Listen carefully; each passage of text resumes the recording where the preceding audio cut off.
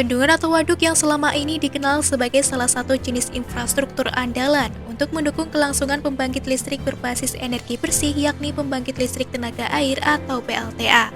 Di Indonesia sendiri ada berbagai jenis bendungan besar serta dilengkapi dengan fasilitas PLTA yang juga memiliki kapasitas besar. Satu di antaranya yakni Bendungan Jatiluhur yang memiliki potensi air tersedia mencapai 12,9 miliar meter kubik per tahun. Dan juga ada PLTA dengan kapasitas daya terpasang sebesar 150 MW. Selain itu ada juga PLTA di Bendungan Sigura-gura yang memiliki kapasitas penghasil listrik di kisaran 203 MW dalam kondisi normal dan dapat mencapai 286 MW jika dalam mode operasi maksimum.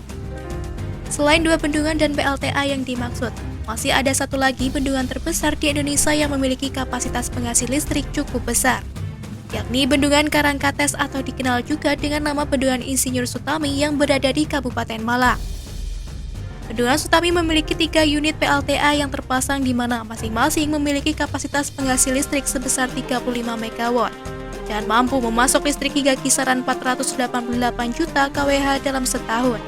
Tak hanya itu, nantinya Bendungan Sutami dipastikan akan memiliki fasilitas pembangkit listrik berbasis EBT lain yang siap dibangun dalam waktu dekat, yakni PLTS terapung. Sekedar informasi, bendungan atau waduk Sutami sendiri selama ini dikelola oleh Perum Jasa Tirta PJT1. Sebagai bentuk dukungan terhadap praktik EBT, PJT1 mengumumkan bahwa pihaknya akan menambah fasilitas pembangkit listrik berupa PLTS terapung untuk melengkapi PLTA yang sudah ada. Berdasarkan target awal, PLTS terapung ini rencananya akan dibangun mulai tahun 2023 dan diharapkan dapat rampung di tahun 2024. Proyeksi kapasitas listrik yang akan dihasilkan dari PLTS ini sendiri diperkirakan berada di kisaran 100 MW.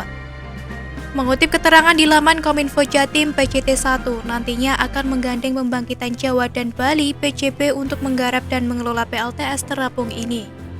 Hal tersebut disampaikan oleh Raymond Valian Ruritan selaku Direktur Utama Perum Jasa Tirta I. Diketahui anggaran dana yang akan dikeluarkan untuk proyek EBT ini berkisar antara 1,3 hingga 1,6 triliun rupiah.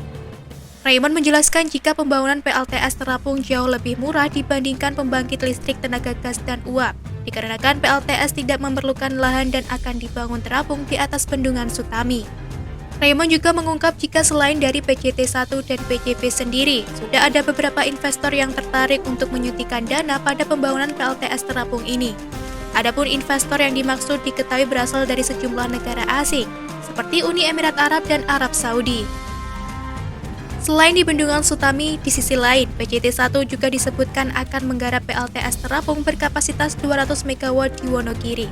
Sebelumnya juga diketahui telah berjalan 3 pengembangan PLTS terapung yang berlokasi di Bendungan Cirata, Jawa Barat, Bendungan Bintang Bano di Kabupaten Sumbawa Barat, dan Bendungan Pandanduri di Kabupaten Lombok Timur.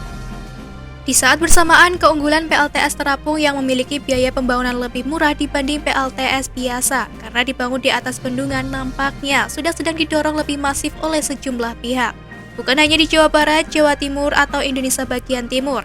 Pembangunan fasilitas serupa juga kabarnya sedang dijajaki untuk dibangun di Waduk Kedung Ombo dan Waduk Gajah Mungkur yang berada di Jawa Tengah.